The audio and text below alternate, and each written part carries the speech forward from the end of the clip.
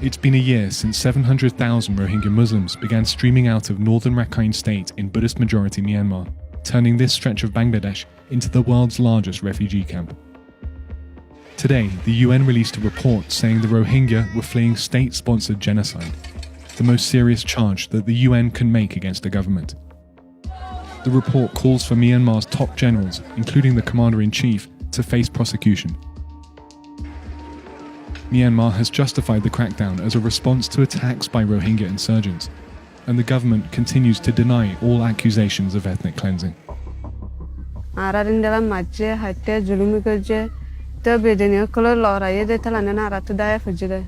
Rosina says she was 16 when the soldiers came to her village.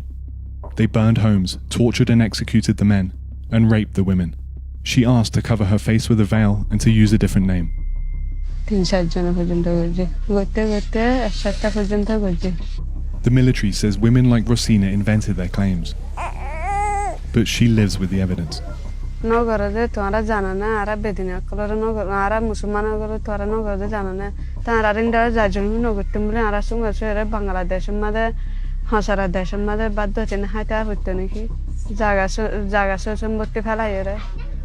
Rosina fled to the camps with members of her family, relying on limited aid and surviving monsoons and disease outbreaks. Now a 17-year-old single mother, she faces an additional hardship. Her relatives have refused to accept her child.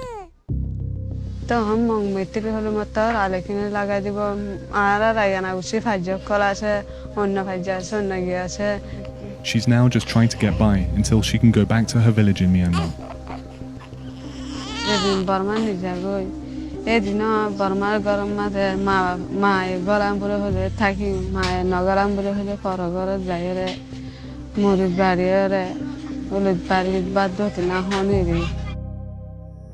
Here, refugees live in overcrowded conditions in an already overpopulated country, and Bangladesh is eager to find a long-term solution.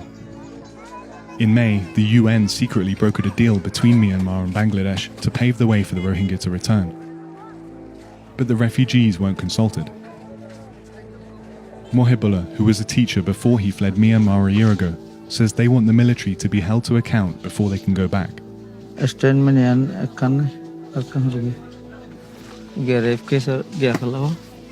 He and his volunteers have been gathering data, images, and eyewitness testimonies in hopes of building a case for the International Criminal Court.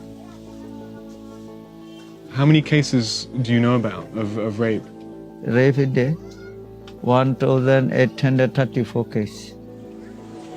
According to Mohibullah's records, the village of Tulatoli, also known as Minji, suffered one of the worst massacres. This place. That's Tulatoli. Yeah. And this is where 850 killed, 127 raped. So you're saying it's very organized. The military says... The commander knows. You don't think they could have been acting by themselves? Yeah. They cannot shoot one bullet without order. How do you get any kind of legal justice for that? There's no way to have information about the people who perpetrated this crime. We know that the people, BGP, Sector 4, Battalion 99, 20, 2000. So you know which units? Yeah, this is Unit 99. Now we have enough evidence. We already sent through the Bangladesh to the ICC. What do you want from the ICC? To take the action according to law. Like Mohibullah, human rights organizations are also building a case for the ICC. But Myanmar isn't a signatory to the treaty that would put it under the jurisdiction of the ICC. And investigators haven't even been given access to northern Rakhine State, where the killings took place. To show us they had nothing to hide, Myanmar's government invited us on a rare trip for foreign journalists. Handlers escorted us to a carefully orchestrated 3-day agenda. The first stop was a border district where many Rohingya refugees used to live. Hello, ready, 5, 4, 3, 2, 1. The Rohingya want to return here, provided that the authorities take steps to ensure that the persecution doesn't continue. But right now, this official, an administrator for a district where mass killings took place, won't admit anything like that happened at all. What's your response to claims that there was a deliberate strategy to push the Muslim residents of this area?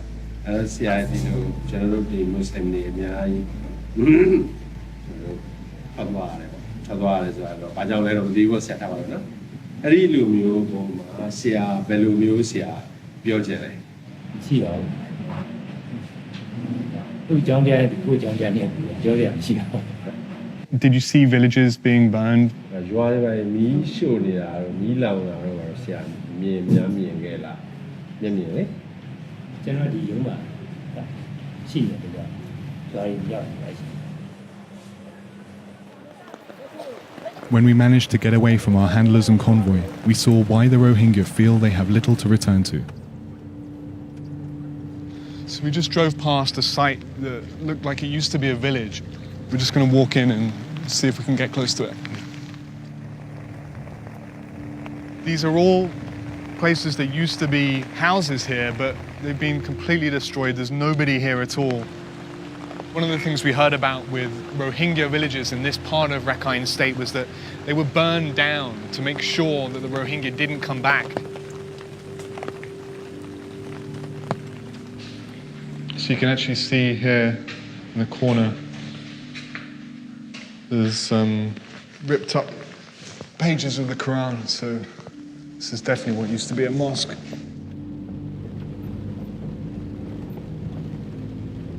We also tried to get to that village of Minji, also known as Tulatoli, where reports said a large-scale massacre took place. So our contacts in the refugee camps in Bangladesh have just sent us over WhatsApp a map of the village of Tulatoli, where they say this massacre took place. They've actually drawn the site of where the mass grave is containing the bodies of those that were killed. We were able to find the crossroads for the village, but our driver refused to turn. So it's Minji. Minji. The handler came back for us when he saw us stop. Okay. So that's the turn off for Minji. 이거 메니라. 그래 민주야 뭐 어떻게 맞지 메니 over there. It's really important that we go there. We'd really like to see it, and it's a place that we've asked for repeatedly. So this time we have no time. Are they hiding something in this place? Is there something they don't want us to see? Nobody go there. Nobody goes there. I know Why? that. I know that. Why does nobody go there? I don't know exactly, but That's why we want to go there, because nobody's been. That's a place that is important for us. But this trip we are not suddenly changed to plan. We were unable to reach the alleged mass graves, just like other outside observers.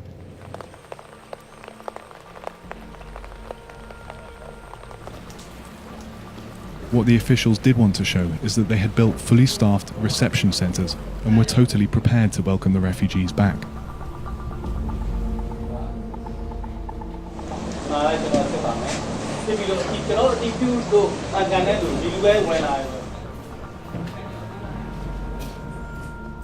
အခု6လကြော်ပြီ6လကြော်ပြီကျွန်တော်တို့အဖွဲ့တွေဟိုပါတော့ဌာနဆောင်အဖွဲ့တွေစောက်ပြီးတော့ repatriation လုပ်ဖို့စောင့်နေတယ် The UN has repeatedly criticised Myanmar authorities for failing to ensure conditions are safe for the Rohingya.